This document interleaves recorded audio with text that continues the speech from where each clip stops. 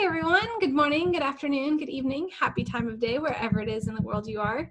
Rihanna M. Hill here with the lovely Kristen Day. Very excited to continue this Breakfast With series and have this interview today.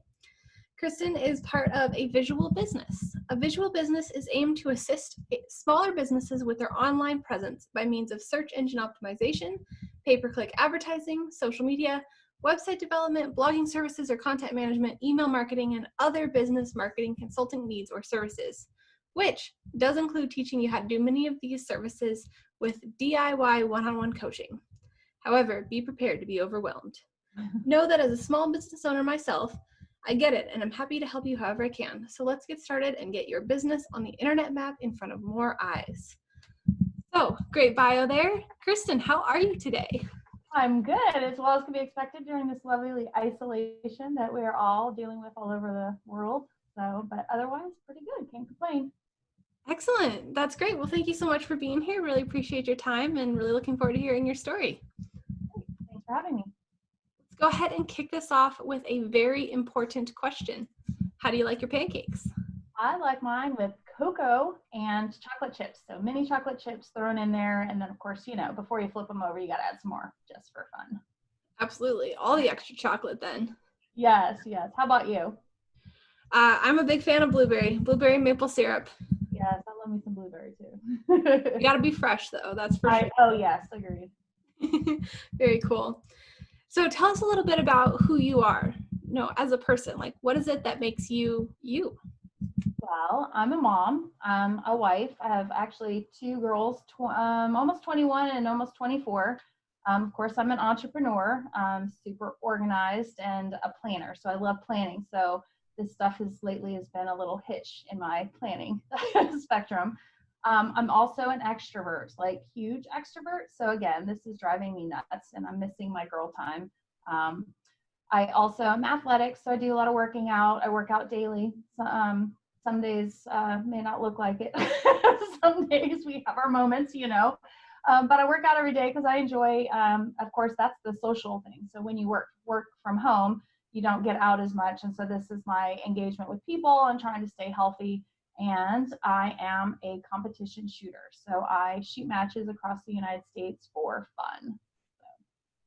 Very cool. How did you get into that? So I wanted to be a cop when I was a kid. So I went through the Administration of Justice program before, because you can't apply to be a cop until you're 21. So I started doing all that, and I took a class. This was back in California. Took a class on, shooting basic firearm safety, and I found it to be interesting. And then when we moved from California to Virginia, there was a gun range down the road, and I found that I was really pretty good at it and better than a lot of guys. And so, feed your ego a little bit, and then it becomes fun. And then I moved to Texas. Hello, the king of the, guns in your cars and everything. So that's kind of how, and then I found out about matches. So I started shooting those a couple years ago down here. So. Very cool. Sounds like fun. It is. Excellent. Well, tell us a little bit about your business. So you kind of mentioned part of it. So I do search engine optimization and paid ads on Google. That's mostly my bread and butter and what I enjoy the most. But it's hard to optimize a website if you don't have one. So I obviously will build websites for small business owners as well. A lot of people don't understand what search engine optimization is, and it's basically taking the content on your website as well as the images and, like, I call it like SEO, like Ninja Mojo, the behind the scenes stuff, to pick up on the keywords and things that makes it more appealing in the search engine's opinion, like Google, and then allows you to be more visible to the search engines, which in turn makes you more visible to, of course, your consumers or those that are searching. So that's my niche is there. Excellent. That's definitely a helpful service for a lot of folks. It is, and that's a problem. People don't understand that a lot of times. So Sure. So how did your business begin then? How did you get into that? I kind of mentioned it, a military family, so moved around a lot. Well, not a ton, but enough. And so I didn't really pick, something specific. So I kind of bounced from job to job, and I became like a professional student while working different jobs. And I went to a college fair at a junior college in Virginia, and the counselor, who's never met me before, was really nice, and she basically told me, you gotta, poop or get off the pot. And I was like, wow, she's like, you're kind of all over the place, and you're really haven't picked something. And I think it was like a light bulb moment. I really need to kind of figure out what I wanted to do. So I looked through the fields of expertise, and I picked internet marketing, and I really enjoyed that discipline. So that was, I've been down here 7 years. So that was probably about 12, 13 years ago. So I got that. And then I started I did an internship at a SEO company and worked for free until I got a job, because I was kind of in between a couple of jobs, and it worked out for my favor. And then we moved down here. And when we moved down here, which is south of Houston. Houston's about 30 miles north of me, but it's about an hour away. Well, they wanted those kids that are fresh out of college. And I mean, while my degree was probably about 3 to 4 years older than theirs, it was, I guess, older in age, of course. And they wanted somebody on the younger side, I'm believing, or make a lot less money. And so couldn't get a job in Houston, so I just started my own business. So hence, a visual business was birthed and became my bread and butter, and has been doing well almost 7 years this year. So yeah, you got an anniversary coming up. That's exciting. I do. Thanks. A lot of businesses are kind of born out of that necessity, it seems, especially with moving. Yep, it does. Well, I mean, if the cool thing is, if you are starting a business and you have as a side hustle and you're working full time, it's kind of hard to transition from that full-time business and side hustle to 100% side hustle and lose the money that you're making. So people are having a hard time going from that comfort zone of, 50, let's just make up a number, $50,000 down to zero, just to start that side hustle that maybe make them $1,000 a month, so $12,000 a year. It's like, who wants to leave that? So they play that juggle game where they try doing it all. And while you're running your day job, and then you're trying to run this side hustle, and it's not doing well because you can't commit to it. And so you're not putting the time into it that you need to make it grow, but you don't have the time because you're working a day job. So it worked out for me because we were moving, and so I had no job. So anything was growth. So it kind of gave me the opportunity. Well, not that I really had a choice, but it was either that or find a, Walmart, or, I mean, nothing against Walmart, but it was like either that or taking a, the minimum wage kind of job just to get, to make some money for my family. So totally understand. Hey, I've been in all of those situations. You just got to make it work sometimes. You do, right? So what has been your favorite memory in your business so far then?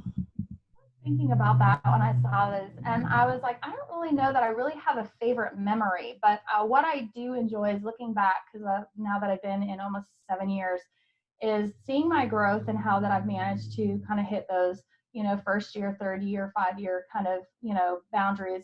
We're in the middle of a pandemic, and I've lost clients, but I'm okay. We lost our house in Harvey in 2017, so I basically worked out of somebody else's office, still rebuilding my business to keep my business, and I managed to keep it. And then now I'm at that point where, and I have been for a couple of years, where I'm not taking jobs that I don't want. So it's hard, when you first start out, you're like, oh, I'll take anything. And you may take it for less money. You may do jobs that you don't like to do, or work for people that you don't enjoy, and doing that work that you just don't enjoy. And I enjoy the fact that I'm not feeling desperate. I don't have to take everything. And I can set my own, schedule, standards, and that's a great moment, a memory, is to be able to see that growth and those choices continue to grow as, our businesses grow. So absolutely, there's certainly some freedom in your ability to keep working through those things when you have your own business. Right. Very cool. So with that same thing in mind, now you touched on this a little bit, talking about like having to commit to your side hustle versus full-time and kind of walking that fence. But as you've gone through this, what does it mean now to you to be a business owner? So I think kind of like you just said, like it's empowering to know that I started a business from scratch and that it's still in business, that I have the flexibility. And of course, I'm sure you've heard this too, where everybody's like, oh, you work from home. That must be nice. And it's like, well, it is nice. But when I go on vacation, I don't have this, I don't have 2 weeks on the books that I can walk away from my job and somebody's doing my work while I'm gone. It's all of that work either comes with me or I plan before or at the end of it. Like Harvey happened, I had to contact my clients. I saved all my stuff, fortunately it didn't flood, and contact them and say, hey, look, this is the problem I'm having right now. I can cut off your services, I totally understand, or if you can just let me pause for a month. So it's the point is the flexibility of being able to create anything that you want for your business. You can do as much or as little as you want. And last year was my as little as I want. I didn't want to take on a lot of new stuff. I was okay with making an average wage, enough to pay the bills. As far as I was concerned, I wasn't hurting, but I wasn't reaching for more growth because I was like, I need a break. And so that's the cool thing, is you have the flexibility and the ability to do kind of what you want, and you can pick and choose. My business is great. It's doing well. And then I have the power over everything that I do. And I find that so empowering and amazing, especially for women when we have so much on our plates already. Absolutely. No, that's a very great point. Well, with that, let's shift gears here a little bit and get into some of the sticky stuff. So you've had a lot of big wins, but on the flip side, what are some of the major challenges that have happened in your business so far that you've had to overcome, or perhaps you still have to work towards? Well, kind of like I was saying, it's that's easy for me to say now. It hasn't always, because I needed to get over the have to and the want to. So now I get to choose. So that was a sticky thing that I've had to deal with. And sometimes we still have that problem. Like right now I'm, okay, so I lost clients and I'm kind of like where I was financially last year. And I was like, well, was it really that bad last year? It really wasn't. So you don't have to get back to the, begging for work. You don't have to pick up clients that you don't want to just because it's a hard time right now. And it's hard for everybody. And that may be different for other people. And I'm lucky and that I'm blessed that I have still that choice to do that. But I know it's not the case for everyone. But losing clients stinks, period. And that's a hard thing for me. And of course I take it personally, but I know it's not personal, because every client that I've lost, it wasn't because I did crappy work. It wasn't because I wasn't providing results. It wasn't because we didn't have a good working relationship. It was just because their business changed, or things changed where they had to move to a different thing, move their money to somewhere else. So that's always a hard part. And then the most difficult is basically helping small business owners understand that search engine optimization is something that's important for their business. And I always treat it like a race. So you have a sprint and you have the marathon. Well, the sprint is like paid ads on Google. You can show up on search day one tomorrow, and that is for sure. If anybody says, hey, I can get you to page one by search engine optimization in like a month, please run, because that's not the case. You get there by paid ads. If you want to get in the long term and you want to stay there, you're going to do things ethically, and you're going to do them for the long term, which is, sadly, it is that marathon. It's going to take a while. And a lot of small business owners don't understand that.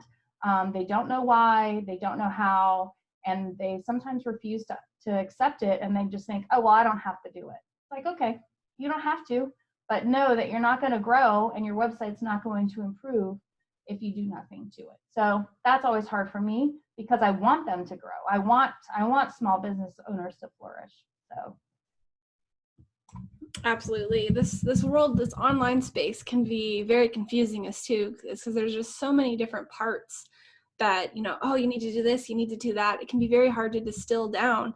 Even as somebody who's been working in this industry for a long time, I'm sure you get tons of messages like that. Hey, we'll get you on the first page. We'll get you 1,000 leads per month, guaranteed. At some point, how do you filter out the real important stuff versus everything else that's out there? Absolutely. Or it's like, oh, I was told that I can get to page one. I'm like, I can get you to page one too. For what? And what's it going to cost you? And, is it going to be long term? Or is it going to be, you're going to be there today and gone tomorrow? Or, hey, is it for your name? Brianna M. Hill? Really? I can get you to page 1 for that. And you're like, oh, can you? And some people may not understand that, but it's like, I'm sure there's not a ton of you in the area, or let alone in the United States. So the chances of course, you're going to show up for something so long tail or something like that. So it's, I don't want to say it's comical because it's not funny. I don't find the joy in small businesses not understanding, but it is frustrating, nonetheless. And I try to put that across, whether I'm working with somebody directly or they have somebody already. I say, just make sure that you're educated on what they say they're going to offer you, or what they're going to provide, what service they're going to provide, what they claim they're going to do, and then how are they going to show those results to you, and make sure you get that in writing. Because if they say, hey, I'm going to optimize your website, what does that mean they're going to do? What are they going to do to optimize your site? Does that mean they're going to do your alt tags? Does it mean they're going to do your title and your meta tag? Does it mean they're just going to build a whole bunch of links? I mean, what does that mean? Because everybody has a little bit different, or they may focus on different things, and that's great, but what is that? So absolutely. That's great advice to, even if you don't necessarily understand what the specifics are, making sure that you have it in writing. So when you do get those deliverables, you know what you're going to receive. Exactly. Yeah, that's great advice for everybody, for sure. Well, shifting gears here again, I love this question. You've talked a bit about your internship, but even going back a little bit further, what were some of the first jobs that you've had, and how have those helped you? I'm going to say they really haven't helped, and here's why. So I was a craft store clerk. So that was one of my first ones back as a teenager. I worked for the probation department as a secretary. So I don't really think that telling people they have to take a urinalysis is really important to my business now. I worked for the welfare department, of course, as a secretary. So pretty much you can see the trends. My early on was a lot of crafting, organizing, and administrative type jobs. I had insurance background and legal background, again, more secretarial stuff in my middle-ish end of the career before, search engine optimization. So I don't really think that they necessarily helped. They sure as heck didn't hurt, but, building more experience in business and building relationships, whether they were clients or, probationers or whatever, you still have to treat people with respect and, explain a process to them. They have to do something. Our clients need to do things, small business owners. So I don't want to say it hurt it, but I don't know that they exactly directly helped it, but, kind of hit and miss. Sure. Yeah, the zigzag path to business ownership. Yeah. Very cool. Well, knowing what you know now, is there any advice you would give somebody who's just getting started, or perhaps something that you wish you would have known when you got started? I'm sure you've probably heard this one before too, but I really wish I would have started my list sooner. So building my list is one of those that I heard that early on, and I was like, but I don't know what to say. Nobody wants, everybody, I get so much email, but usually people on your list, they chose to be there. And I mean, I may not hear from some people often, but they haven't left, and they have the opportunity to leave, and it's the right way. So it's with an autoresponder where they can, at the bottom of every email, it says unsubscribe, and they can unsubscribe at any time, and they're still there. So I don't have a huge list, but sometimes you don't need a big list. You just need an engaged list, or people that chose to be there. I don't put people on my list without asking, and I think that's the best way to do it. So and then I'm constantly building something, residual income type things. I'm working on that a lot lately. So I think that's finding a way to make your business more long-term, for lack of better words. So I'm in the service business, so I can only trade so much time for money. So if I work 40 hours and make $50,000 a year, if I want to make 100, I mean, do the math. That means I need to really either charge more money, get bigger clients, or I need to work 80 hours a week. And I don't know about you, but I want to work less and I want to make more. So creating those side hustles, kind of like we were talking about before, it's okay to have side hustles. That doesn't mean that you're not vetted in your business, but you just need to know which one you're going to promote more. I always promote a visual business, but yeah, I do nails on the side, an MLM, and that's, for fun for me, but it's an additional, flow of income, plus, building ebooks or courses, which is huge right now. is trying to offer services to people online in this digital space because, well, people can't see other people and they have a lot of extra time right now. I mean, this is not going to be the case forever. So depending on when this airs and depending on how often we recycle this, we may hear it in 2 years and they may not be in a pandemic, but I'm sure that there's some downtime where, you know, they might have the ability to create something like that. So I guess that would probably be it. And to network, because it's all about business relationships and creating those because, and I think you had mentioned this earlier, but I don't market my business. You know, I don't go out there and I'm not pushing sales. I'm not running ads because I couldn't afford to have, let's say, 50 new clients in a month. I can't handle that. Just like you probably couldn't handle like 100 new podcast people, you know, to come in a week. You may be able to do it in a month, but it might be tough for you and you might want to hurt yourself. But, or maybe somebody else.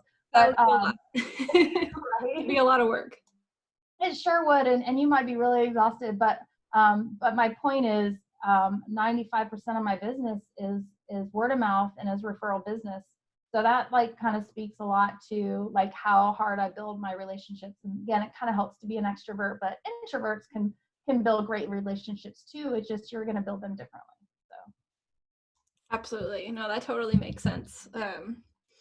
I love to ask this question, super random, but what is one totally unique or random or unusual skill that you have? And I really have unusual skills. Personally, of course, I shoot, and being probably 10% of the demographic, women shooters, I think that's, and I'm actually really good. So I'm probably in the upper 30 of the spectrum for this type of shooting that I do. And then I have some mad organizational skills. So, I mean, like it's almost a sickness. It's so organized. Hey, that's, some people really need that. They do, right. Excellent. Well, is there anything else that you want to share today? Well, I do have an ebook that I'm offering. If maybe I can pass it along and you can put it in the show notes or add it somehow. It's a free download for how to optimize your website with 4 steps. And it's super easy. I break it down really well for you. And then I kind of coddle you a little bit. So with some following up with some emails. So I'd be happy to share that with your audience. It is free. And I've been told that I have a knack for explaining search engine optimization. So something that's really difficult for most people, I've been told that I can explain it into layman's terms to make it easy for other people to understand. So I love that. Just share that with your audience. Sure. Yeah. Send it on over. We'll get it out there. Perfect. And where can people find you if they want to learn more? Well, so you can go to my website, which is avisualbusiness.com. And on any inner page is basically my Facebook, my LinkedIn. Of course, there is Twitter, and I dabble on Instagram. So you can reach out any way that's most comfortable for you. Perfect.